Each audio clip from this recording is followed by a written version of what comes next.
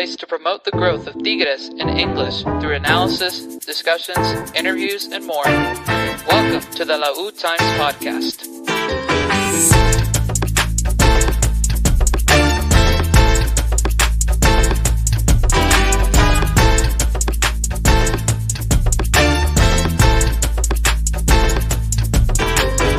Welcome everybody to another episode of the La U Times podcast. Man, as I struggle to find words here, it just makes me think of the horrible weekend that we had as a fan. It was a tough weekend for all of us, but we're here, we're live. We're here to bring you some information as well as some not wanted rants, maybe wanted rants by the whole crew on the podcast. Let's welcome everybody. Edgar, Double O Nation, how are you, my friend? What's up, guys? We're back here to talk about Tigres, trying to be positive as much as we can be. I mean, we're already off to a good start with that hoodie, bro. Clean. Yes, new Tigres Leagues Cup hoodie that was not available to anybody, but randomly was available online over the weekend. With a sale, too. So shout out Tigres Jerseys for providing that for us in the States. Looking fresh, looking clean. Better than our team this weekend. But let's keep it going. Alfred, what's up, my friend? How are you? Not too good. I'm happy to be with you guys, but, not very happy with the results. Edgar said he's going to keep it positive, then I guess I'll have to keep it negative. Yeah. Taking us back with the throwback, bro. That nice, bro. So actually, it fits well. We lost. They scored 4 goals on us. So last time they scored 4 goals on us, these were the jerseys going on back then. Yeah, back when we didn't really win much, and the best victory of the season was definitely the Clásico Regio. It feels like the Rayados are back to those times in terms of like celebrating like they won the cup on us. But it's fine. We'll give it to them. They had a good game, and we'll obviously be talking about it. And lastly, Dennis, producer, how we doing, my friend? Just one of those weekends, I guess. Liverpool did save me yesterday, though. Shout out to them for a pretty solid performance against Chelsea. But woof, between Texas losing the way they did, and then obviously, Saturday night in Monterrey, kind of tough. But looking forward to being in Monterrey this weekend, shooting to be at the game on Saturday. And now I must model the other merch that was a part of the Dick's Sporting Goods collection.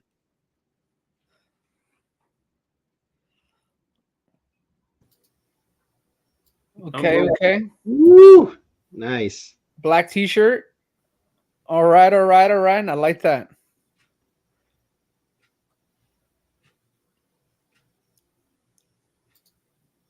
I love that color. That's just a great color. How's the material? It's 100% cotton. Oh, I love that. But it's like I don't know. It's like Adidas cotton is a little bit thicker, I feel like. It's not a slim fit. It's a regular fit shirt. This shirt is literally Edgar's hoodie, just a shirt version. Yeah. So same thing as on the back. Like this little thing's on the back. But it looks really great. I will be wearing these when I go down to the homeland over the weekend. And I'm sure I'll get asked about as to why they're not being sold in Monterrey. I'll be honest with you guys. Much better energy than I expected to begin this pod. We're not so down and angry and frustrated. We might be, but we're definitely doing well at hiding it. Those of you guys that are tuning in, make sure you share, retweet, like the live. Help us out to get it out there to as many people as possible so we can rant together about the Clásico Regio. Make sure you comment, send us your feedback on anything that we discussed tonight. We'd be gladly to share it on the pod. Before you start, since Dennis doesn't have an unofficial sponsor, I'll have the official sponsor. Here we go. Siete Tacos sponsoring. No? Dude, so Alfred came over to our place on Saturday to watch the Clásico Regio, and he literally called me as when he was outside. And I heard the goal as I was going to open the front door, and I was like, "Damn it, dude!" I was like, "Don't come in, stay in the car, my friend." Ya I trajiste la brought the bad salsa. luck. But it was great to have you, Alfred. You and your wife, you guys came straight from the airport to the carnita asada. We're out there Likewise, man. It was bomb. with Whoever the didn't fam. go, they missed out on it, man. So had a good time, obviously, watching the game. Obviously not happy with the result, but ultimately down for the camaraderie, the good times, and always, again, sharing the passion of our squad. And we talked a lot about that. So I want to start off with, guys, obviously, bad result. 4-2 loss to our rival at BBVA Stadium. Obviously, we have had good results there. We had the Clásico in San Antonio, the friendly match that we also lost to them 2-1. And so we saw, glimpses of what possibly could be our play and our form and their form as well. And ultimately, that took even a higher level, at least for them, at their pitch, at their stadium. So I want to start there. More of your adjective to describe the ending result and after what you watch, and obviously get some feedback off of that adjective of watching that Clásico Regio number 139. We'll start with you, Double Nation, and see what you got for us. So it was disastrous. I mean, at one point you're down 3-0. It's a nightmare. It's something you do not expect to see from this Tigres team. Something you'd expect to see from a Rayado side that's been struggling all season. Then at halftime, you're able to kind of bounce back 3-2. You're closer to tying and equalizing, and you spend 45 minutes doing nothing, and it slips away. It's a disaster. It's an embarrassment. Yeah, especially with the 3-0, man. Like right off the bat, we didn't look prepared at all, and your rival who you've had their number for the past few years, and you've surpassed in championships and whatnot. It was just like you said, a very disastrous start. So great adjective and great description there. Alfred, what do you think? What adjective you got and feedback of the result of the game? Frustrating. Just frustrated. Not just with some of the players' attitudes, just the fact that they didn't come out ready. Because maybe regardless of who started, like whoever starts at a Clásico needs to be ready. And going 0-3 under 30 minutes, it's just absolutely ridiculous. It's frustrating, and it's frustrating also to see that from the bench, there's just no solutions. I kind of miss Siboldi, man. I mean, whenever we were down with Siboldi, he always had the right substitutions. Always somehow managed to make the right call and get people in the game that needed to go in. And all we saw on Saturday was just bad decision after bad decision after bad decision, from the starting 11 to the subs, like who was coming in, who was going out. It was disastrous. So disastrous, frustration also from the players, right? Like, you and I talked about it. After Edgar talks about the initial 3-0 start, that penalty, like Nahuel, it just looked like he was going after. I can't even remember who he committed the penalty on, but it looked like that to me, at least, with the word frustration that you provide. It looked like he was flustered or frustrated with the result at the moment so early on in the game that he was going after him no matter what to commit that penalty. Maybe mentally he felt like he could influence the game with stopping the penalty. Obviously don't know that for sure, but to me, that action where the penalty gets committed is a sign of frustration. So we've seen it before with Nahuel. When we go down 1, 2, 3 goals, frustrated side comes in Nahuel, he gets red carded. It's happened in a couple of finals and some other times where he just loses his head. Yeah, definitely got to be a lot more level-headed there. Shout out to Vicente and Sean checking in on the pod here live. Thanks, fellas, for checking in.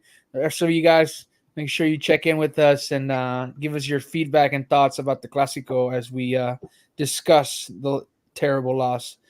Dennis, what's your adjective of choice for the Clásico Regio result? Appalling. Which, if you don't know what that means, it means awful, very bad. Especially in the light of what we've found out with what happened in training this week. I mean, if what Bayo's saying is true and we find him to be very reliable, I mean, you're like Paunovic is borderline crossing a line. With just lack of preparation, lack of facing the big moment. You don't even have your starting 11 like practicing together, and it's like kept a secret like until the day of the game. Like, of course it made sense as to why there was no rhythm the first like 30 minutes of the game. Everything all makes sense now because they hadn't practiced as a unit yet, and so luckily things turned around at the end of the first half with Guignac scoring the penalty and then the goal from Guido too. Like, there was some flashes there, but I mean, you could tell from the get-go that we were not in it to start, and that's just unacceptable to me in any game, but especially in a game against the neighbors. Like, you can't do that, and that's what's really, really frustrating. Obviously, we'll talk about the subs and all that other stuff, I guess, later. But I mean, just really, really odd vibe from the get-go, and it turned into probably the most embarrassing night for our club in I don't know how long. Like, I can't remember a game that bad. I guess maybe since that game in the Piojo era against Seattle. That's probably the last time I felt super, super bad about a result. This was just ridiculous in every single way possible. I want to touch up on what you mentioned about the starting 11. So, Pello Maldonado obviously hinted, like you mentioned, the lack of preparation by Paunovic to confront this game or this match. And how much, like, are you really hiding to not, work with your starting 11, to not really discuss who is going to be playing to the day of the game and letting them know about the starting lineup and whatnot? Like, what's with the secrecy? You had a match against that same team literally 7 days prior to get prepared and see everything that, you saw on that pitch in San Antonio. It was very similar. I mean, they even looked a ton better for, obviously the beginning part of the first half. Rayados was the clear dominant team. I think that after 30 or so minutes, we were able to finally string passes, possessions, to finally get through and build attacks. Not very much clear chances per se, but ultimately just having a little more control of the pace. But at that point, you're down 3-0. So mentally, the rival can let their foot off the gas and just play a smarter game and pick their moments to attack you. So I just don't know really what Paunovic was thinking prior to playing them. As they got onto the pitch to begin the game with the choosing of the starting lineup, and as the game went on and how he managed it was poor. It was poor. It was disappointing at all levels. I think that some players, meaning like at least 5 of the players that started the game, are not for big games, and obviously that starts also with leadership. The older guys and the winners and the legends and the guys have won so much are prepared for that moment because they've won and been in that moment obviously more times. But the other guys who have not had those moments just seem to lack that determination, that hunger, that passion, that, fiercefulness to take on this match. But that also comes from the leadership that we have currently. And there's just so many questions surrounding like our coaching. And, Alfred and I were talking on Saturday, and it's just, to me, it's just such a big disappointment disappointment, because for the longest, at least me personally, I've been asking for a coach to come in and like change up completely with a different methodology of like training.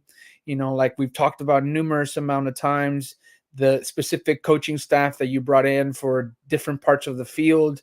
So there's a focus, or there's a more of a, one-on-one or elite, or, lines of players that play on the pitch with a coaching staff. And then you show out there and there's no idea. And we haven't had an idea for a while now, for probably the last month and a half to 2 months. We lost that identity that we started with at the beginning of his tenure, where we were seeing the fruits and work of Profe Ortega, with the team anticipating, with the team high pressuring and winning, the ball closer to the opposing mat players or opponents' side of the field. So where is the coach? Like, what is going on with the coach? Like, what changed? Like, what happened that we are here now? Ultimately, we're in a good place in the stands, and that's obviously to probably the lack of good teams that are in the Liga MX overall, because we've struggled against the good teams. We've struggled against mainly most of the Liga MX. We hadn't had great results, and I can't remember the last good game that we can say that is what I expected out of this team. Maybe the Miami game, but Miami had like probably 3 or 4 starters out. And so you didn't play a full squad with, their full strength. So ultimately, I'm just very disappointing in the coaching staff, specifically Paunovic. I think that he showed with this match that he's not ready for this. He's not made for the big moment. Obviously, going back to that final against Chivas, the team that we beat and that he coached, it was also coaching at the time.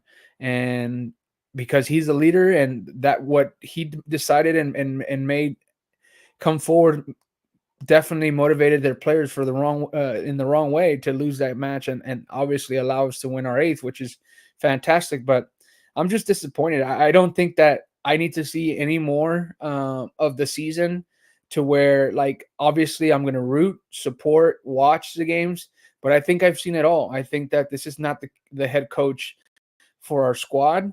And ultimately, whatever comes of it, I'm going to take it with a positive light, whether that's a quarterfinals appearance, a semifinals appearance, or even a possible finals appearance if the guys turn it up. But ultimately, I know, and I've made my decision. This guy is not made for Tigres, and he's not here for the big moments. And I'm going to turn it over to Alfred, because he had some really good points to feed off of what I just said about our coach and not being like the right fit for this squad. I want to start off with answering what Vicente Hernandez is commenting right now. He says, has the game of soccer changed that much that you don't want your rival to see your lineup ahead of the game? Herrera, talking about Piojo, had lineups a day before the match. And, going back to what Dennis is saying, if we believe what Peyo is saying is true, that, he was hiding his lineup, or, he didn't want to show his cards or whatever. Like, what is it exactly that you're hiding? I mean, it's not like he came out with a different formation. He didn't surprise Monterrey with a line of 5 or a line of 3 or, 2 strikers. There wasn't anything different, in what he played this Saturday than what he played the previous Saturday, or what he's been playing all season. It was the same formation. All he did was just change a couple of pieces. All he did was just change and put in players that actually weren't even ready for the game, or that shouldn't have been the players on the starting lineup. So what, in what sense, were you surprising Rayados? Like, how did it benefit you? On the contrary, it actually surprised all of Tigres, and it affected us because we were not ready. So I just have so many questions about Paunovic right now that it just actually reinforces what I always thought of him since we got him. I thought that, he wasn't the coach that we needed. Like you mentioned, Arnoldo, we had some momentum that I think we were carrying on from the Siboldi era. And that, with the whole change of coaching staff with Ortega coming in, it kind of felt like it was a new vibe, and players were like digging into the dynamic of the training and of running and the pace of the game and whatnot. But in reality, there's no style play. Like on the field, you don't see players doing just simple one touches or two touches, a pass, a run. You don't see any type of collaborative effort on the field. All you see is just wing play. It's just crosses into the box that are just going nowhere. It's baffling to me. I don't think Pauno is doing anything, because if we're honest, I mean, he had 2 weeks of preparation for this Clásico. 2 weeks. Now he has 1 day of preparation for tomorrow's game. And he had a practice match, bro. A practice match at it against the team you play. Yeah, and he actually had, he actually was able to see like on the field like what Rayado had. So like it's I just don't see it. I don't think that Pauno is the man for the job. I know that there's still some Tigres out there that are optimistic and that believe that it was just mistakes, or that Rayados got lucky with some of their goals, or maybe even that we came out on a bad night. But I don't think so. We've had plenty of bad nights. We sat here and we talked about Querétaro, we talked about Puebla, we talked about all these games where we weren't facing world-class teams, and yet we were being outpowered, or we were being outplayed by these teams for most of the time. And I just feel that the fact that we're at the top of the table still, in third place currently, is just a result of our individualities. We have players that at times show up and give us the goal that we need: a 1-0 win, a 1-1 draw, just enough to be there. But that is not enough to get us to where we want to be, which is to get to a final and get a championship. Talk about what you share with me about, obviously everything that you shared was fantastic, but there was one thing that you shared with me that you forgot to mention about why he's not the right fit for Tigres, and how you mentioned that he doesn't understand where he's at. And that's, I guess it's subjective, because obviously, we could all sit here and talk about, people, and in this case, we're talking about Pauno, based on our assumptions, and I think it's just an assumption of mine, but I may be onto something. I mean, Pauno is not even known in Europe, right? He doesn't coach in his own country. He's coached in the MLS, and he coached Chivas before, right? And he seems to be a guy that is all about, I guess you could say, the professionalism and the modern football, and I don't want to say it, but he's all talk. That's what it seems like to me. He's all talk. Where he comes to a Tigres team with not even any type of credentials, right, to be at this team. So he must have talked his way into getting the position, right? But at the same time, you're bringing somebody that doesn't know anything about Tigres, that doesn't know anything about our culture. He knows about soccer. I'm sure he does. I mean, he's probably studied. He has his methodologies and whatnot. But to him, this is just a job. He doesn't see this as the importance of Tigres, to our fan base, to our city, to our history, to our culture. To him, this game was just another game, and we saw that with his, with his statements after the game, saying like, that well, he talked bad about Nahuel, saying that only one of the goals was unreachable, right? You don't talk that way about one of your players. right? Especially one of your legends like Noel. And then second of all, he talked, when somebody confronted him about the lineups, he said, "Oh, this isn't, the football of the 80s. This isn't the football of the 80s. We change it up. I like to change up the lineup." So again, he's thinking about, football as a game. He's not thinking about Tigres. He's not thinking about what's better for Tigres. He sees this as just another job another career where he is just learning on the job, learning as he goes. And that's not something that we need. We don't need somebody that's going to come here and experiment with our team. We need somebody that knows the importance of the jersey that we represent and is going to do their best. And we had that with Siboldi. Even if Siboldi, whatever he did wrong, or if he did anything wrong, at least what he had right was that he knew what he was playing for. And he had the passion. He had the passion. He had the history with the club. He knew what each game represented because he played for the club and he loved the club. And like I said, I don't think that Paunovic is not a good professional, like you said. But ultimately, like when he's on the sidelines, like, do you feel like he transpires motivating like attitude or leadership to the players? What's going on? You ever feel like he's gonna get into a fight over a game? Probably not. So, Edgar, what do you think about everything that Alfred said and anything that you want to build about, Paunovic specifically and how he handled this match? No, I agree with like almost 99% of what Alfred said. I think one of the biggest problems with Paunovic, I don't want to throw the phrase out there, but I mean, it's kind of something that we as a fan base understand. The perfil tigre, like he genuinely lacks it. You don't see that in him when you see that in so many other coaches that pass through our institutions. I mean, if we're being honest, like Piojo Herrera kind of had more of that than firepower. This. Like he was happy to be there. He cared and he wanted to drive the team to success. I mean, he didn't have the methodology for it, but you could see more effort in his emotions towards the results and everything that he did day in and day out.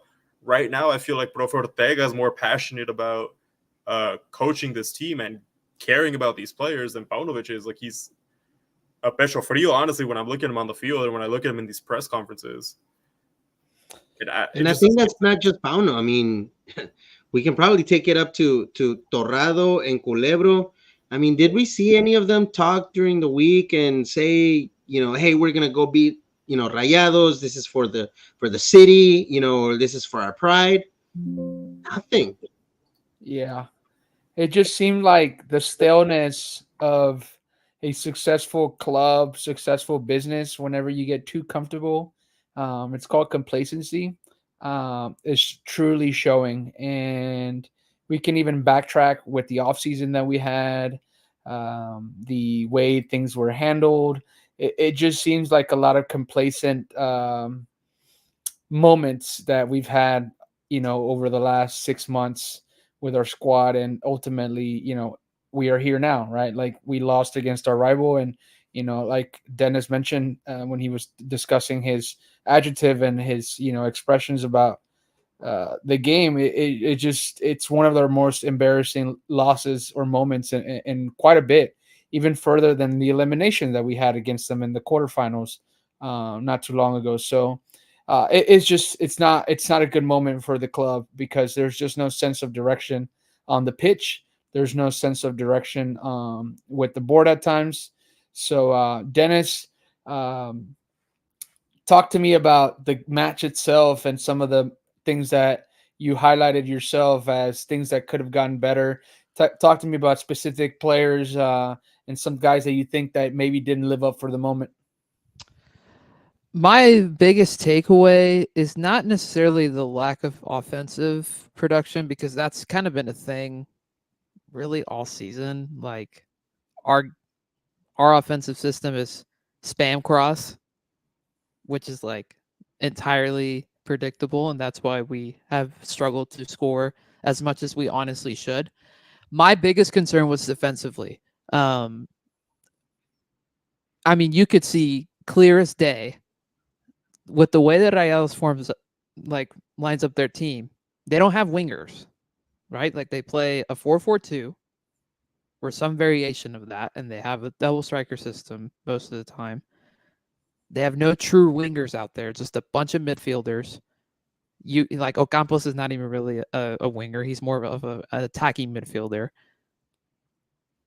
And yet the middle of the park was wide open every single time they had the ball. And that's what teams do to us.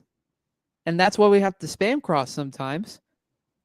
I mean, the amount of times that they were just able to get into dangerous spots, which that's where Canales thrives. That's where Oliver Torres thrives. Things like that. Unacceptable. We had an incredible defense to start the season, and then all of a sudden over the last month, it has crumbled. Absolutely crumbled. And I don't even really necessarily think it's a fault of the players, because Joaquim is still a force in the air. Guido, to me, still has not put in a foot wrong really all season. Yes, a lot of it has to do with Nahuel not being at his best, but that's not necessarily the root of everything. It's just the system and just like the constant giving up of the middle. Like, that's the easiest team, not the easiest team that you can defend. Let me take that back. But like, that is an easy defensive game plan, to just clog the middle with them and get in a low block and force them to go out wide when they don't have any true wingers out there. And they haven't had a true winger in forever, it feels like.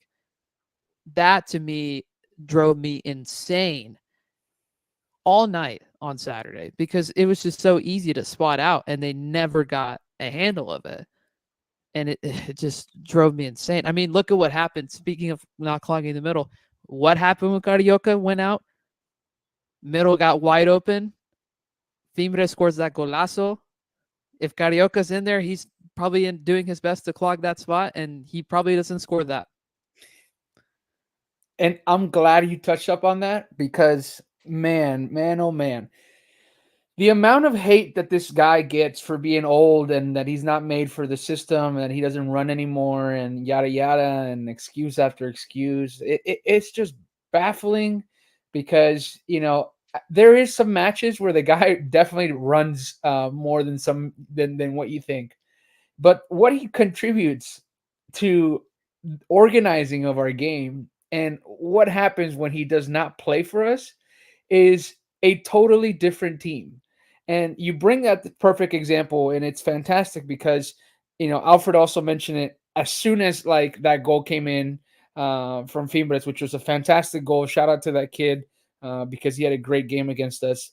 But ultimately, that middle of the field, no matter if this guy doesn't run in your point of view as much as you would like him to, ultimately the guy knows how to play the game and knows where he needs to be on the field. And that does not happen with him on the field. And if it does, he would definitely make him more uncomfortable, to maybe get him to hesitate on taking that shot and ultimately be, a 3-2 game.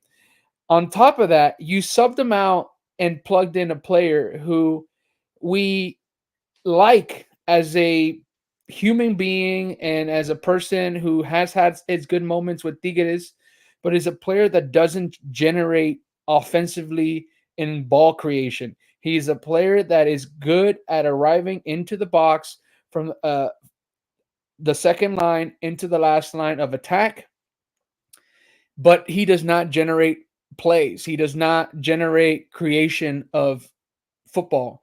And ultimately, you bring him in and you take out your organizer that comes out of the bag, that comes out clean, that comes out dishing and skipping a line of passing, for a guy that he was just going to clog the box, and that was it.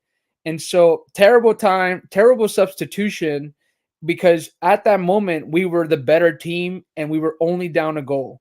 And even if we didn't win that match, you sacrifice the winning of the match for the positive result with how disastrous you started after going down 3-0 and possibly tying the game, and then possibly going after the fourth goal, but mainly managing the game with the possession that you normally have.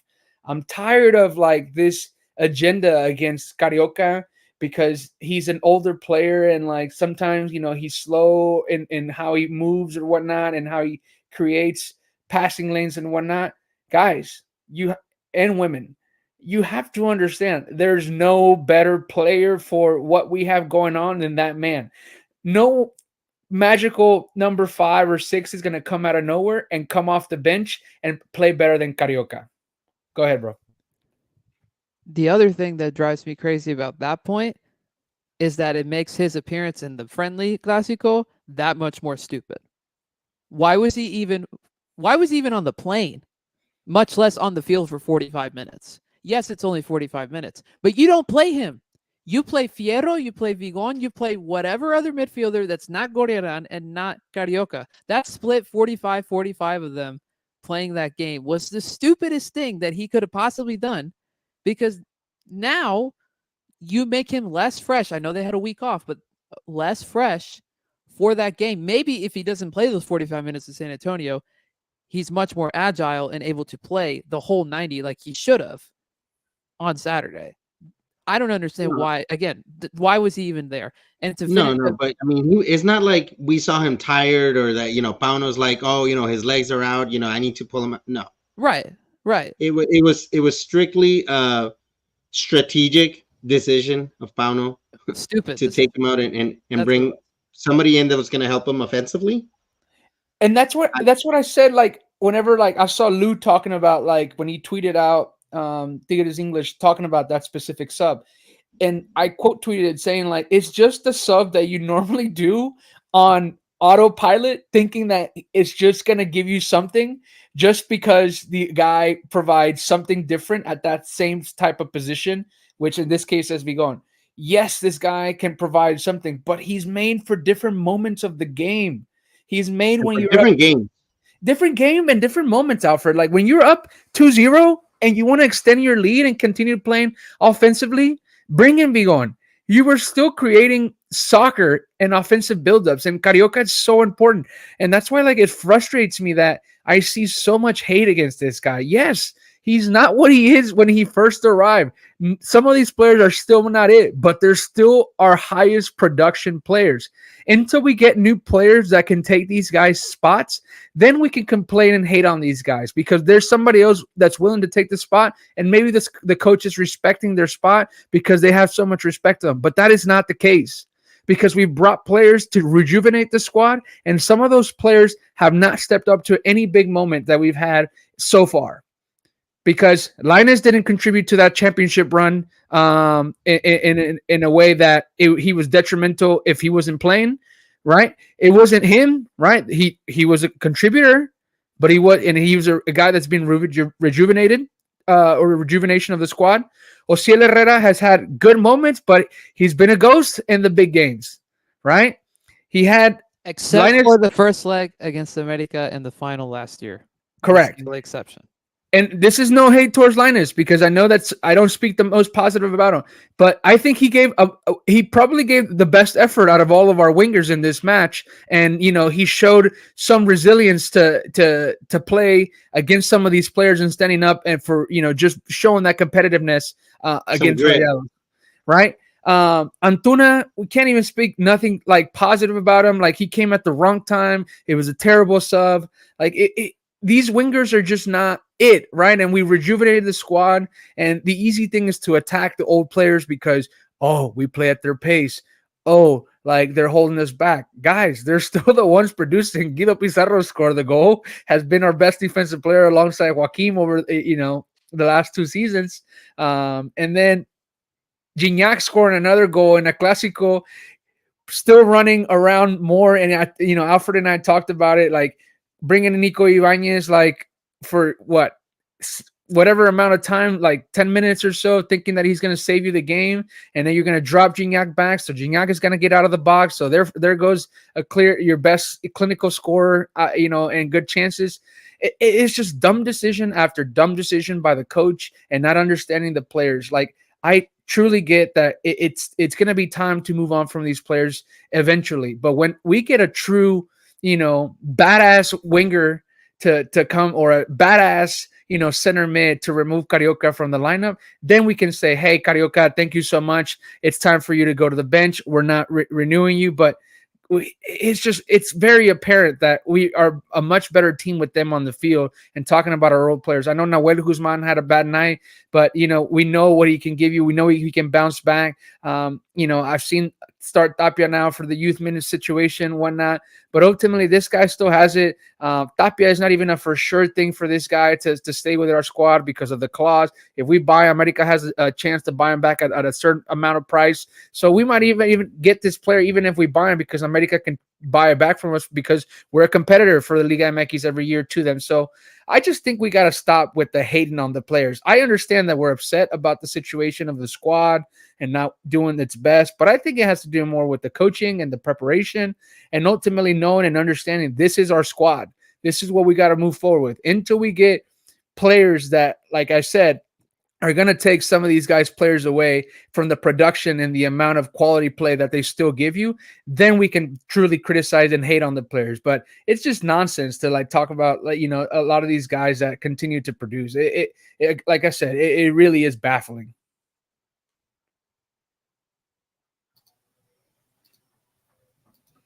Vicente Hernandez. I think it would be counterproductive to fire him right now because we have really tough games ahead. We have to stick with him until the season's end. Yeah, what do we think about that? I know, you know, there was a couple of people throwing it out on Twitter today about whether you stay with him to the end of the season or you fire him now. I mean, from what do you think, Edgar? What do you foresee? Do we just ride it out? I think we've burned a lot of bridges, unfortunately, and nobody's going to want to take up this team right now, regardless of the fact that, you know, we're still in the top four and we're not doing as terrible as it might feel. But, I mean, Juninho's probably not going to pick up the phone. You can't call Siboldi for sure. Who else would take on the team? Nobody that I could think of. And if they would if they would answer the call and come to us, it's probably not the right coach that we need. So it's tough. I think they write it out. I'm with Vicente. I think that ultimately it's not so much because of the tough games. I think that, you know, with the experience that we have on the squad, I think it truly doesn't matter. I mean, we ended up winning a championship in a semester where we had 3 coaching changes. So I'm not too worried about, you know, what it represents for the matches that come ahead.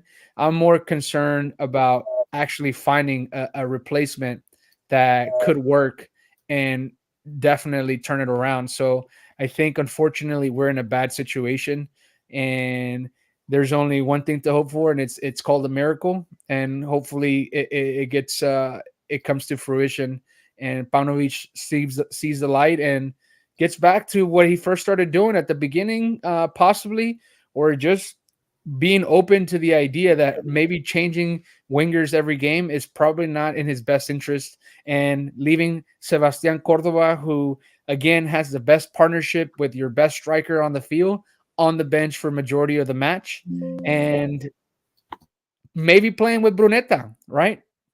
We know we've been disappointed with Brunetta, but ultimately they're 2 of your most talented offensive players, and you don't seem to have a really good winger that you can trust on.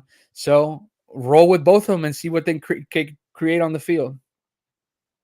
I think at this moment our problem is even bigger than Pauno. You know, I have to come out and say it, and I have to call him out. It doesn't matter if he was, you know, he's just been here a month or two, but Gerardo Torrado, where's he at?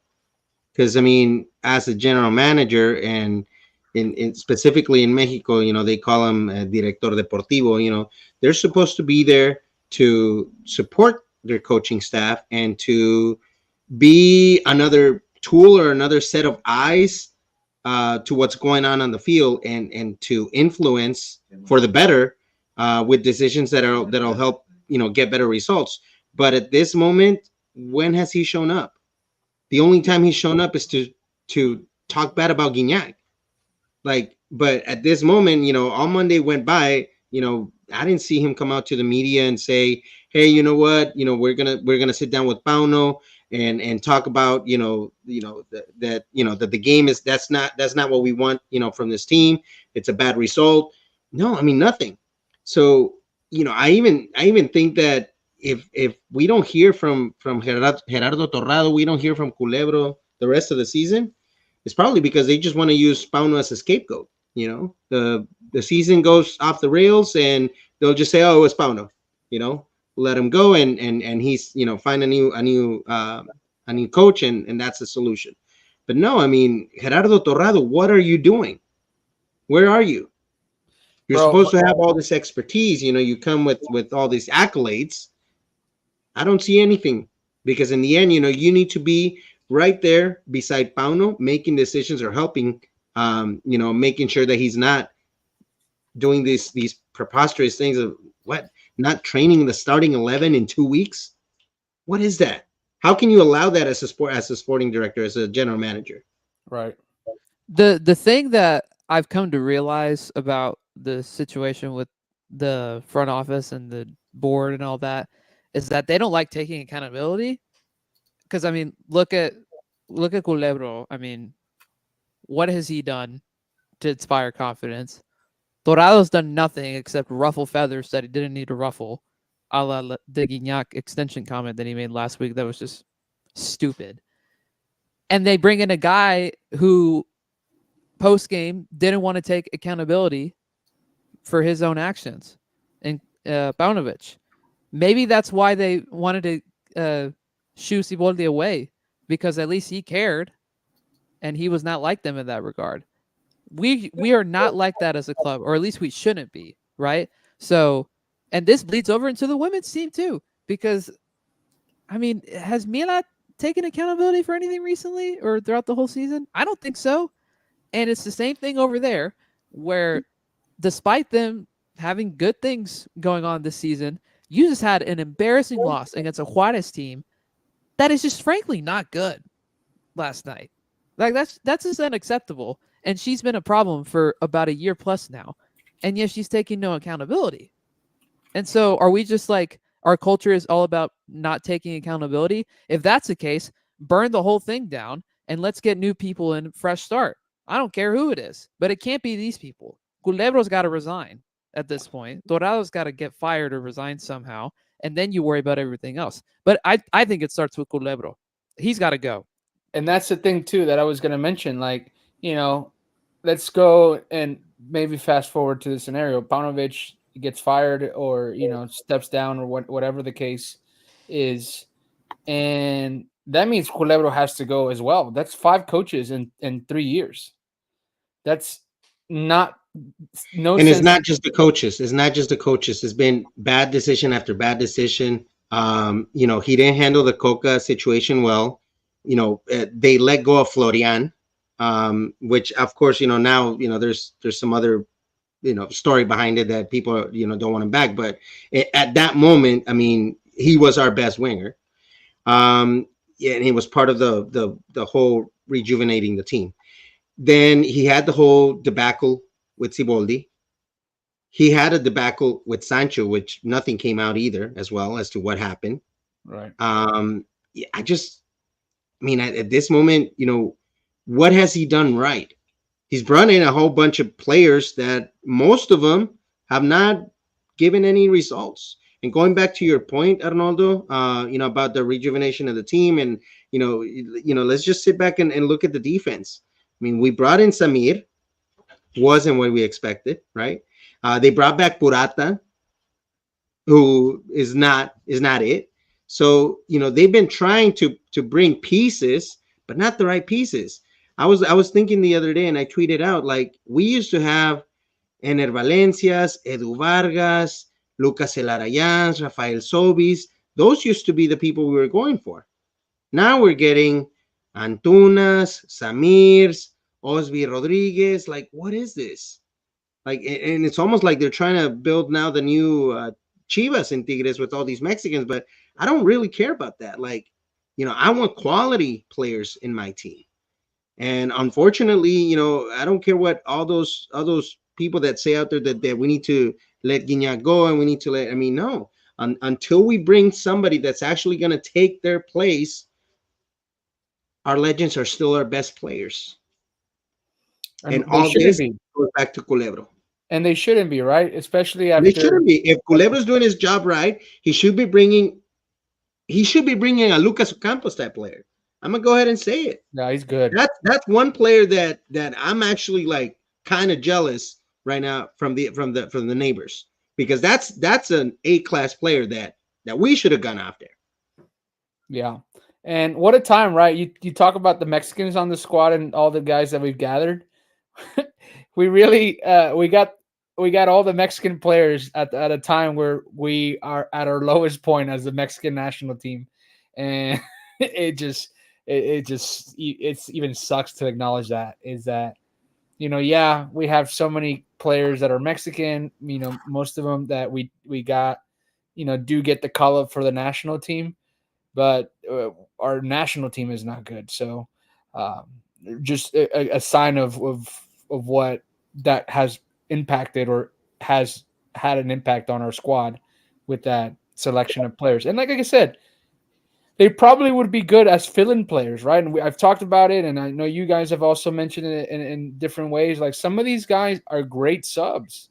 They can give you, and I've said it for some good while, I think Linus would be an excellent sub off the bench because he gives you that spark.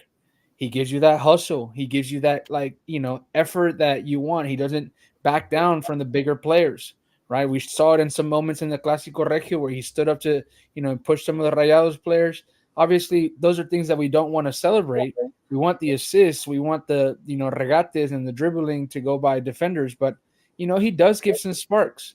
Marcelo Flores, another guy that, gives us spark and has creativity, is probably our most raw, true, talented winger that we have in terms of like talent and dribbling and taking on defenders. And somehow has gotten the least amount of minutes recently with no explanation. The drives Right. me Go insane. back to the bad decisions of Pauno and then Torrado not doing anything about it.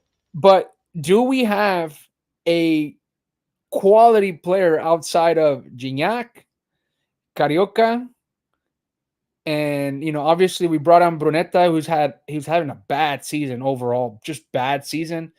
Cordova gets taken in and out of the lineup. Nando Gorriarán is having the best season of so far as a Tigre, and it's going to be a wasted season. Like, it's just the only ones we can rescue that have been brought in the last 3 years is Gorriarán and Cordova. Like, that we can honestly say consistently have shown up. Because Brunetta, you're saying, oh, he's having a bad season. What about last season? He hasn't had a good season since he's come. Well, I think last season he was our best player, but I don't think we had a good season. I mean, but best player at what sense? I mean, because he came with the accolades that, he was going to be, the guy that was going to lead the team, and he isn't a leader on the field. Right. I mean, if you look at stats, sure, the stats support him because whenever he receives the ball, he passes it right back. Gets a pass. But that's not what we need out of him. He needs to be, sending those passes to the last third of the field, to the attacking lane, and he doesn't. He's not creating opportunities. I'm sorry, but I honestly think that Brunetta was a mistake, and it's a mistake, and we need to go out and find somebody else. Yeah, it seems like those moves are more for like take good players out of competitors in the Liga MX, which I can be okay with that, and I can be convinced of because of what they do for the other teams. So I'm not necessarily truly mad at that signing. I just think that, if you're going to go for players and you want to compete, moving forward, right? Like, there's talks about a new center defensive mid coming on, after Carioca leaves the season, then it's got to be a guy that's like, it's a game changer, like takes control of that midfield and has the level of like a top 3 player in the league at his position. Not a guy that's going to come in and fill and complement Nando Gorriarán. No, we're going to need somebody to come in and be the head honcho in that main midfield. And then you're talking about a winger. Like, we've lacked creativity on the wings. Like, now it's more apparent. Like, we need a true winger that's going to go at defenders, that has the star and elite level of play to be a top 3 winger in our league. Not no fill-in player, because we have a ton of fill-in players. Guy that we talked about a ton, Dennis Wanga. A guy like that's going to come in and destroy the league and destroy defenders. Not a guy that's going to have one good game, one bad game, maybe not a good game, two good games, whatever. We need difference Inconsistency can happen. makers. Yeah, difference makers. And players that are going to carry the team on their shoulders. I also tweeted about that. I mean, the only players that carry the team are still our legends, because Bruneta doesn't carry the team, Ibanez doesn't carry the team, Ociel, as good as he is, he doesn't carry the team. Ociel he's a good support player, but he doesn't carry the team. Linus, Marcelo, of course, are not going to carry the team. So we need players that are gonna carry the team, that if whenever Nahuel is having a bad night, whenever Guignac is having a bad night, whenever Carioca is having a bad night, they take on the responsibility, not that they hide. Let me ask this, and I'll start with you, Edgar. Do we have a top 10 player in the league at the moment? Yes, but I mean, it's going to be Guignac. I don't think that's it. And right now, I mean, he's not top 5 anymore, unfortunately. To me, he is, and I'm biased. But if you ask anybody else, they're going to tell you no. I'd argue we have 2. I mean, I think Guido's still very much one of the best players in the league. Okay, 2. I'll play with 2. I'll give you guys that. I think Nahuel dropped a little bit in that regard. I don't think we have currently a top 10 player. I actually think that, in every position, we could find a better player within our league. Whoa. And I'm talking about, I'm not saying, no, obviously, I'm not talking down on Guignac. I mean, obviously, Guignac is a difference maker, right? But with just the fact that, we've been saying it for the longest time, that we need somebody new, somebody fresh, somebody young, that's going to be just as good as Guignac, right? But that can actually take on his spot. There's players out there. Toluca has a striker that, man, killing it, bro. Like you look at him and you're like, I'm seeing Guignac in 2015 in him. That's what I'm seeing. Yeah.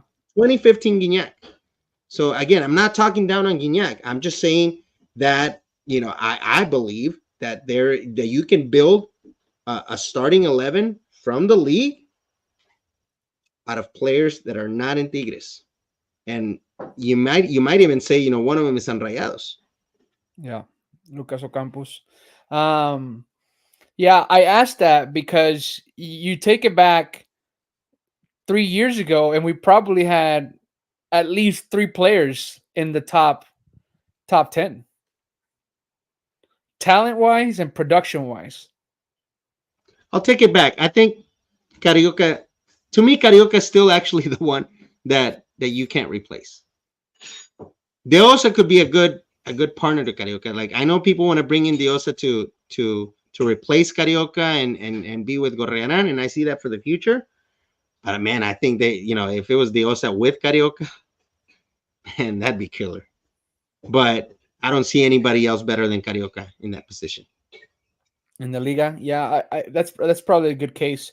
But I think that if we take the positions out of it, right? Like, if not saying like, because I still think like he's probably a top 3 at his position, but I don't think he cracks the top 10 overall of best players in the league.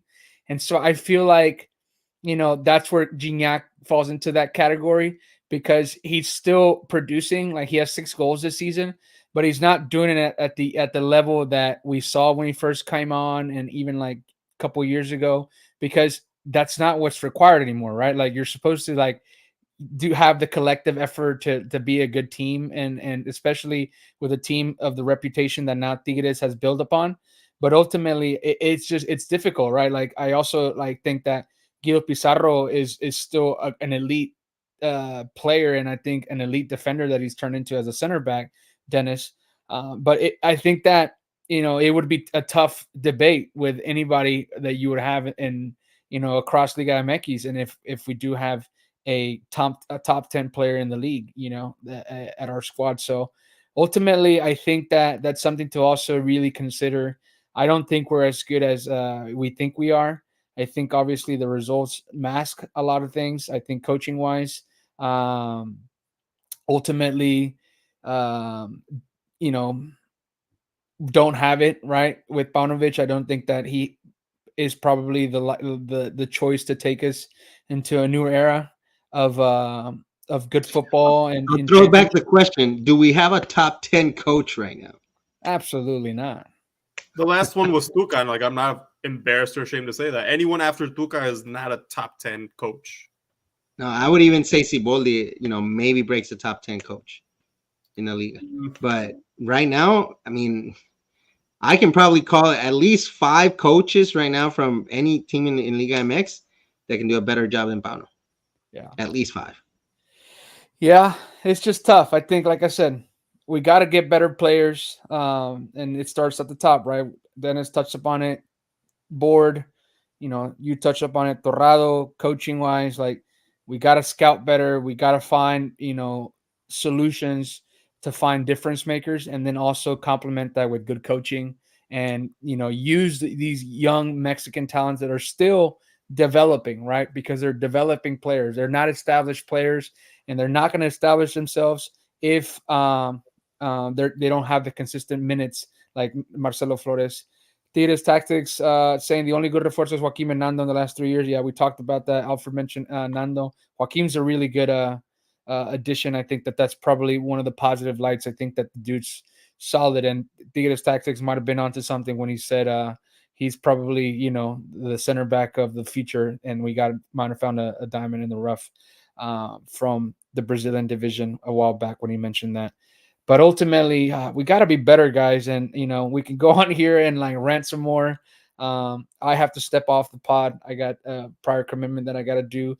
But obviously, feel free to continue to rant.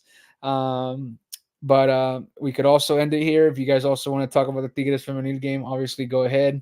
But ultimately, it was just an embarrassing weekend for our men's squad. And I think that, at all levels of our squad and our club, we have to do better.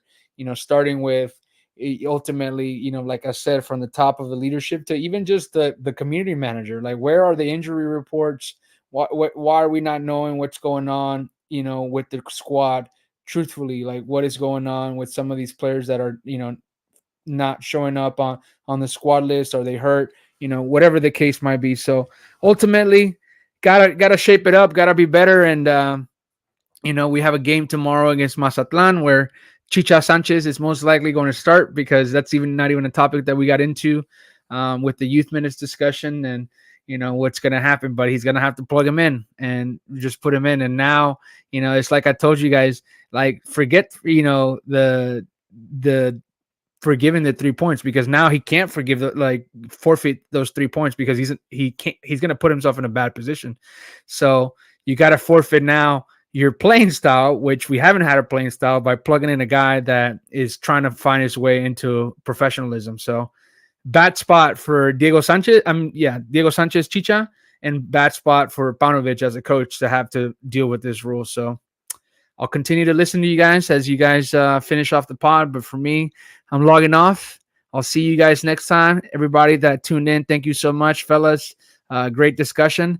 Like I said, I was very surprised to start the pod that we weren't so down and flustered with the Clásico Regio. Obviously, we expressed our concerns and our reflections on the match, but I think we still showed a little bit of enthusiasm as we were able to talk about this Clásico Regio. So thank you, everybody, and I'll see you guys next time. Ciao for now, my friend. Quinn Ewers logging off. Arch Manning ready to take his place. QB2. QB2. That's I right. can't let you let me leave like that. Don't do that. Don't do that. That is great. I'm done talking about Saturday. Let's talk about tomorrow. Okay. Game. I totally forgot that we even had a game tomorrow, to be honest. Until I saw the pictures of the team leaving for the airport today. I was like, oh wait, we have a game. What a tomorrow. screw up of the calendar too, bro. Like seriously, like three It's a days away from the short Classic. turnaround. Super short turnaround. So Mazapan in Mazapan tomorrow. Buse. Buse Beach Ball. So it's not going to be an easy game. It's definitely a trap game amidst a horrible performance.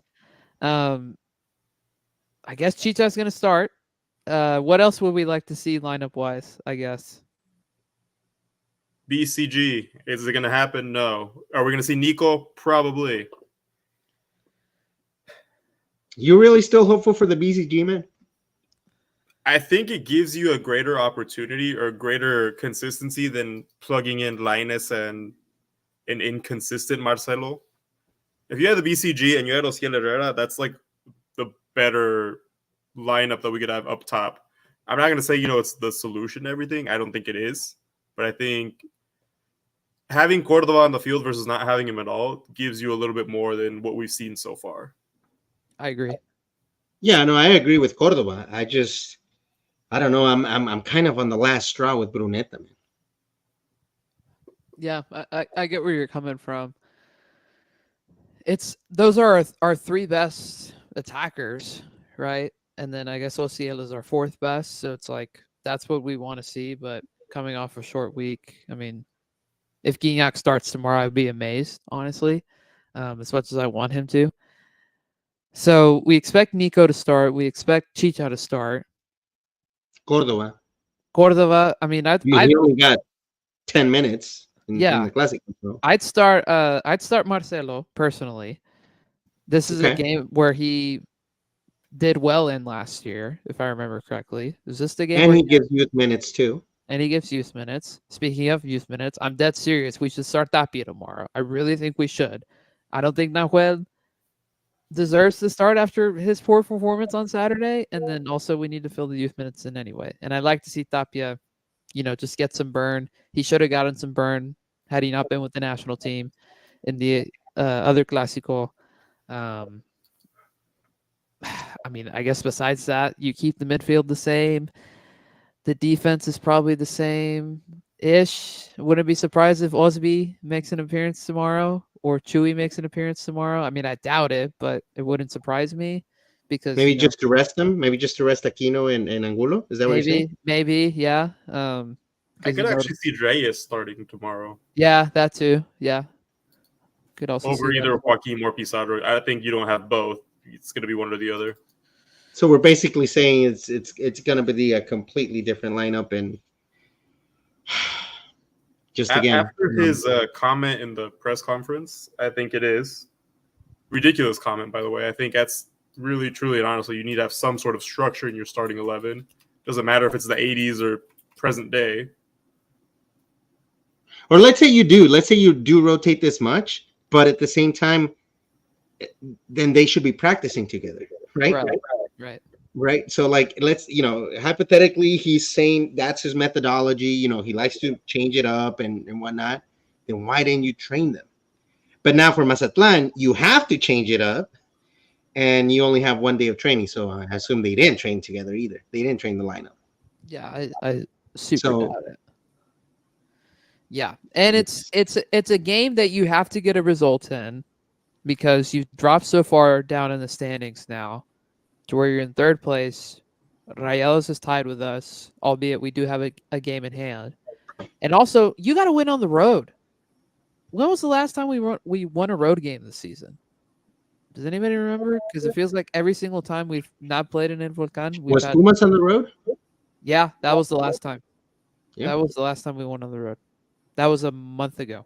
Over a month ago. Almost 2. That was at the start of September because I was in Nashville. And I remember watching that game in Nashville. You got to figure out how to win on the road because in Liguilla, you have to get results on the road if you want to go far, right? Like you can't just rely on your home game to get you far. So, yep. Ay. And then, I mean, look at the games that are coming afterwards. I mean, Pachuca Saturday, that's going to be tough. Pachuca and Tijuana, you're going on the road to Tijuana, which that's not easy with their turf. And then you receive Toluca, and then you close with Cruz Azul. Like, we cannot afford to forfeit those 3 points. No, we can't. So, we'll see what happens. Predictions?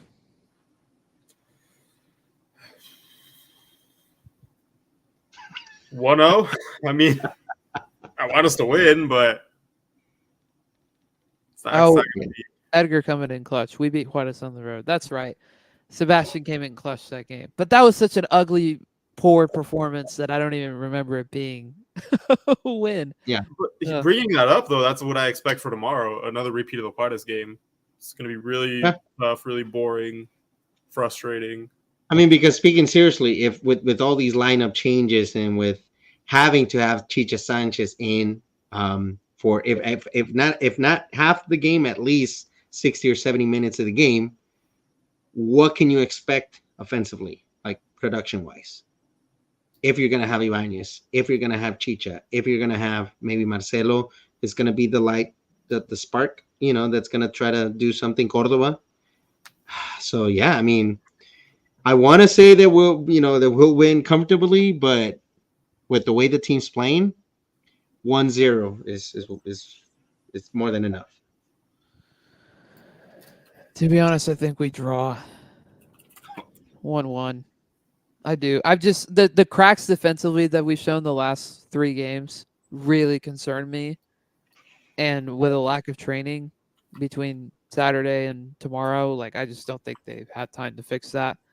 Even though it's a very fixable problem, just clog the middle. Like, don't get dusted in the middle of the park. Ay. We do have one friend in Mazatlan, though. Hugo Gonzalez. Yeah, Manos Wangas. Manos Wangas. What happens if we lose, says Arnoldo. It's going to be ugly if we lose. You then are if we lose, Chicha better have played all 90 minutes. Yeah. Because, or else, we lose and then he didn't play enough minutes and then you still have to play him further, or else you're going to lose under 3 points. Yeah, serious pressure gets put on there at that point. This is why I brought that up, what was it, 4 weeks ago, before we had this stretch of Querétaro, Puebla, Juarez, where we needed to have those minutes from Chicha. Yeah, and it's headlines today. Tigres is at the very bottom of youth minutes accumulated season. Yeah, so that's been a problem. Yeah, I saw Roberto Flores was pretty much Cruz Azul passed us. So Cruz Azul passed us because they were bottom for the longest time. No, yeah, we're last. Yeah, we're dead last. Brutal. And I mean, Cruz Azul is comfortable. They could afford to lose those 3 points. Yeah, at this rate. Okay, well, what do we think happens Saturday? I mean, we're back at home on Saturday against the Pachuca team that we survived past them in Leagues Cup, but the last time they came to El Volcán, they beat us in one of the few Ciboldi losses at home. How do we feel about that? Because we know what they bring to the table and how well they play. I would be expecting a draw for that game, 1-1. I would expect similar lineup to what we saw last Saturday. Gignac comes back into the starting 11. Nahuel comes back into the starting 11. You have your normal back 4. And that's the game that I see us, tying 1-1. Yeah, I mean, I agree with you. And just how can you be optimistic, man? Just with Pauno and with the way they've been playing. I mean, Mazatlan and Pachuca, they're down in the standings as well. They're like 13, 14 or whatever. But we played 16s, we played 17s, and, we barely tied or lost. And just how can we be optimistic, going forward? If we were to sit down and give predictions for the next 5 games, I don't see us getting any more than 5 points, winning 1, tying 2, maybe. I'm dead serious. We're not beating Toluca. I don't think we're beating Toluca. I don't think we're beating Cruz Azul. So, we might tie today with tomorrow with Mazatlan, if we're in a bad night and if things don't work out, we might tie with Pachuca. So the only possible win really is Tijuana. and that's still a difficult game. Depends on the mood of the other original Mr. Rotaciones. Yeah, That's so if we right. go 5 points, and that's me being optimistic. We reach 29 points. And if we don't lose the 3 points, if we lose the 3 points, we go back down to 26. Like, that's seriously getting us into like a position where we might even go into like the play-in. Yeah, when all season Which is long. exactly what you don't want. Right. Mm-hmm. Yeah. I'm hopeful about Saturday because in games that I've attended at El Volcan this season, I'm 2-0. Orlando in CONCACAF, and then the last league game I went to, which I think was against Mazatlan. Optimism, yes. Whenever Samir scored, which that feels like that was a millennium ago, that Samir scored that goal. Oh my gosh. All right, you just gave me optimism, man. Good. All right. Now I'm hopeful. We're in there. So 2-1 on Saturday. That's my prediction. I'll go 1-0 again. Sure. Fair.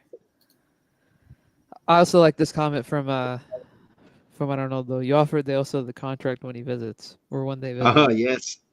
Would not be mad. Would not be mad. Edgar, prediction? Well, since you're going to be there, now I have to change it from tie, so I'm going to go with 1-0. Sure. It'll be hopefully a good time. Curious to see how the mood will be. I will be booing Paunovic when the introduction video gets played. You gotta take a little a white cardboard that says fuera Pauno or something like that. They won't let you in. Gracias, Pauno. Vete ya. They won't let you in with that. Yeah, my Tia was asking me like, what's going on? Like, why are people like saying that he should like go and that he's stupid and all this? Like, well, I'll tell you why. And she's like, I don't think he should get booed on Saturday. Well, he is gonna get booed, and you know who's gonna boo him? Me. So no excuses.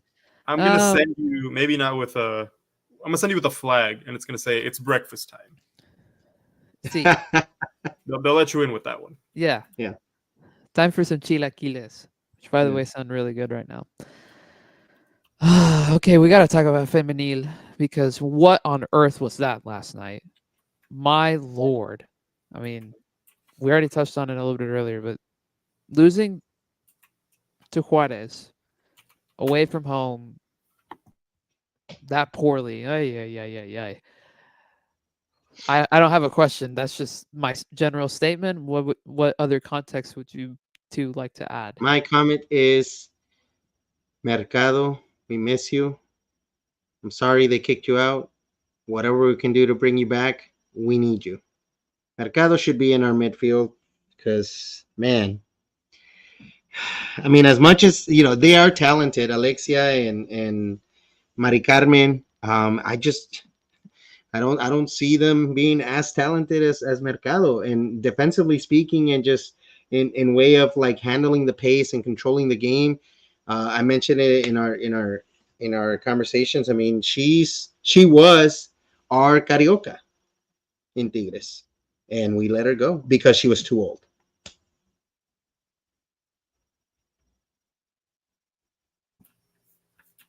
Arnoldo commenting, similar things are going on with the men, complacent, bad signings, and especially bad coaching. Oh, with the women. Yeah, I mean, they're on the same boat as us. And originally, I was going to pose this question to you guys. Who's the worst coach? Mila or Paula? Oh, that's a good question, bro. Oh, man. No, Mila. It's pretty neck and neck, to be honest with you. Gee whiz. Okay, you know what I hate more about Mila though is just her attitude, bro. Like the way she smiles when we're losing, and she doesn't care. Like our players are devastated of losses, and she's over there, cracking jokes. And now, oh man, what she just came out and said that, oh, but we're still, and she says we're, like she's Tigres, right? Like we're still the most winningest team. Like come on, like how do you even like the audacity. She has audacity, man. That's just I hate her. Edgar with the correct answer. Who's the worst? Yes. That is the correct answer. That is spot on. Oh, I don't know those saying pound up because at least Mila shouts Every 3 minutes. Does she though? Team. But I don't know if it's at the team or at the refs. I don't think she motivates the players very much. I think she kind of complains a bit more, but that's yeah. better than Pauno just, sitting there with RBF for 90 minutes instead of doing anything. Or like getting like, mad. Has more emotion than Pauno. What did you say, Alfred? I said I kind of feel that Mila shouts because she doesn't understand what's going on in the field. Yeah. I mean, I don't blame you. The only positive thing about last week was the fact that somehow, some way, they went into New York. Yes. And got a draw. I mean, chaotic draw, 4-4. But somehow you got the result you needed. You topped the group. A very tough group. And we already knew that they were in, but, we have the matchup set now. One spot. Yeah, they secured the number 1 spot. You got the matchup against Portland in May in Champions Cup. There's a long time between now and then, and hopefully Mila's not around in May, because if she's still around, we ain't winning that game. I'll tell you what, no shot. But I'm happy about that, because to have that pride and to have that sort of like bragging rights to be like in a group where, our neighbors were in it, where the defending NWSL champions were in it, to top that group is impressive. And that's a good thing to hold on to going into the rest of the season, whatever that may look like. But now it's all about, getting crap together before the year. And offensively, that was a good game. And we even had like some goals that were called back, which shouldn't have. And defensively, man, just goalkeeper, bro. Like she kind of looked like the meme, the goalkeeper with the arms. Like, she's been a rough go the last few games. And yesterday too, like. What is that? 7 goals in 2 games? Yeah, I saw like it was. I think we've received 10 goals in 3 or 4. Jesus. 3 or 4 games. It's not acceptable with the defense that we have. Not acceptable at all. At this point, bring back Itzel. I disagree. That's not an upgrade. Yeah, That's I mean, the same boat. It's tough, man. I think what he meant to say was bring back Maria Ángela Medina, who was a much better goalie than these two, with so much lack of experience. Can we barter a deal with UCLA? Be like, hey, she can take her classes online. Have her come back. Please. We don't need her to be in California. She can come back to Monterrey.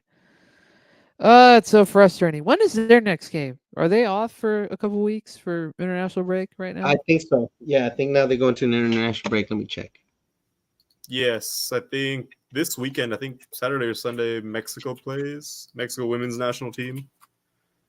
And Jenny Hermoso was called up to Spain.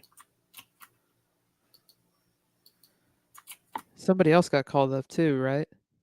Was it Cesa? One of the Annas, I don't remember who. Okay. Yeah, I think it was Ana Cesa. Because Ana Diaz wasn't called up. How many? But we have 2 more games left or 1? I know we still have to play Pachuca last game of the season, but do we have one more? Yeah, so we have. Right. So I think that's the last game. Is it? Yeah. It's the last game of the season against Pachuca. And so, losing against Juarez, now, this is what we were talking about. Like, in the standings, like, we dropped. Obviously, Monterrey went ahead of us. But now we face Pachuca. So, like, that's going to be tough. If we don't beat them, Monterrey is gonna secure the number 1 spot. And then, if we lose to Pachuca, like, we could drop down as far as like 4th place if America also wins. Brutal. Question from Manolo: is Jenny Hermoso in bad form, or is coaching still an influence in her role? Yes. Bit of both. Bit of both. To quote Threedker, yes. I mean, I lean towards the influence, the coaching influence, more than her actual form, because she's going to score a goal for Spain next week, more than likely. So it's just she's not in a good situation here with the team, with how the rest of the team is playing anyway. So It's so sad considering that like her coach is a co-national. Like yes, like there and should be probably like had a big say as to her coming here. So it goes. Sad. I'm thinking of making a new Twitter account. Another one? Yes. Another one. This one is gonna be a Twitter account. Have you seen those that like, has this person been fired yet? Oh yeah. So and I have to tweet every single day. No, until she finally gets fired. Dude, you probably need to make like 4 of them. You need to make one for Mila. You need to make one for, or just all of us make a separate one. One for Pauno, one for Torrado, and one for Culebro. Yeah. We should, bro. Like, gosh, that would be amazing. Just have all of them linked together like that. Oh, I love that so much. Well, is there anything else worth mentioning on this pretty depressing episode? Pretty therapeutic, but not great episode. I think we covered everything. I mean, you did bring up the game against Gotham. That was the only upside to last week, really. Do you want to air your grievances about Dick's Sporting Goods customer service before we go, Edgar? Yeah, I think I will. So, we're feeling the rant tonight. Listen, yeah, we're going to throw this in the rant. This was a rant episode anyways. I know we talk about Dick's Sporting Goods has the exclusive Tigres merch that you cannot find anywhere else.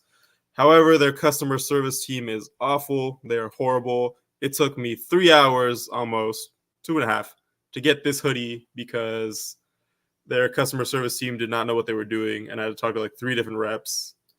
My friend Dennis over there, no issues. They like him a little bit more than they like me, but it's okay. The voice. Blue said it's the voice. Yeah, it's the voice. I don't know what it was.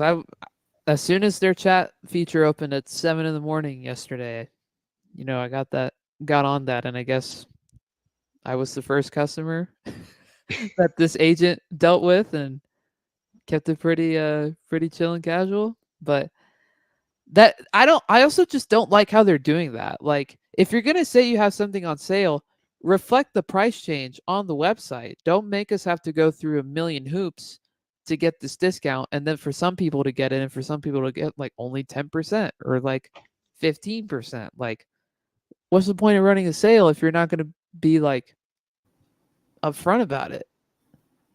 Yeah, and also consistency across your employees. Since I talked to like 5 different people, one of them flat out told me like, "Oh yeah, this is actually no longer on sale, so you can't buy it." And then Arnoldo was told, "Hey, that is the sale price." When the day that this collection dropped, it was the same price. Correct. So a lot of inconsistencies there. Dick's Sporting Goods, do better with your employees, or hire us. Well, yeah, that's what I was gonna say. Hire us. If you give us whoever's working at Dick's Sporting Goods, if anybody can hear us, we could all do this. We would love to work remote. I would love to work remote personally. I think it would be great for my life. And we could change the image, change the for persona. the good. Yeah, for the good about customer service. And we'd make things easy and streamlined. Other Edgar saying, hire me too.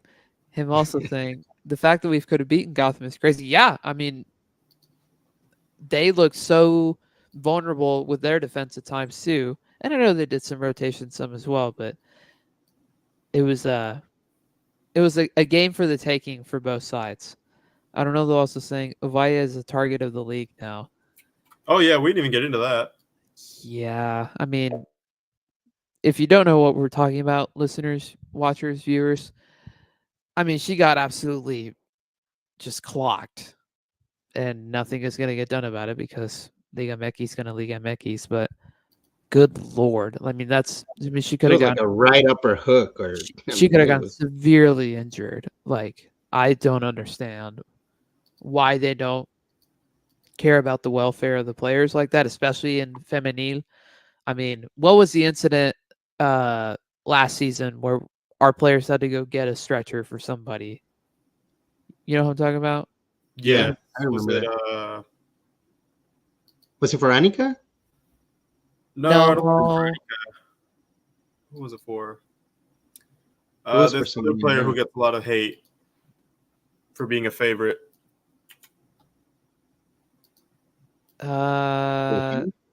Was it this? Was it? Oh, not yet. Yeah, it was not Yeah, yet. but I had, yeah. I don't know though. Confirming that. Thank you, Edgar. Thank you. I don't know though. Yeah, I mean that was a bad look because like we have medical people at these games for a reason that should be doing that job, not our own players, right? So, Yeah. oh yeah. And it's about time that the Liga Femenil gets VAR as well. Absolutely. I mean, they Yeah, I have don't it. know why we do it. I mean, kind of. So we only do it in Liguilla because during the regular season, some of these femenil games take place at non-stadiums. Like I think Cruz Azul for the longest time was playing at one of their training camps or training grounds. Right. But that's not the case anymore, is it? I don't think it is, but I mean, regardless, it shouldn't be. If you're gonna have a first division team, you need to have somewhere where they can play, and you need to have somewhere where they can have VAR. It's not no question. Agreed. It is 2024, almost 2025. There's plenty of ways to get VAR across the league and have it consistently. So it goes, I guess. All right. Any closing thoughts, or are we ready to call it a night? Once again, shout out to Tigres Jersey for keeping us informed on all Tigres products. Follow his page. Again, we got a promotion on this stuff through him, or at least that's how we found out about it. Mm-hmm. So if he cares about the fans out here in the U.S. too, and if you're ever in Monterrey, same thing. We'll keep you updated. Exactly. Alfred, anything from you? Mila and Pauno can hold hands. They can That's add it, man. and they can have Culebro and Torrado join them, and they can form a little kumbaya circle. There you go. And get the hell out of my team, man. Ridiculous. I have nothing else to say other than while we were recording, it was very fun getting to watch Derrick Henry Oh yeah. as much as he did, because that was a pretty great performance he just had on Monday Night Football. All right, let's get out of here. Go Pack, go. Did not expect to be closing this episode out, but sometimes things happen. Shout out, I don't know though, for holding it down the first hour. Happy to step in the last half hour. If you like what you heard, if you like to hear more stuff about Tigres in English, don't forget to follow us on Twitter. All the handles are in the little ticker that's on the bottom.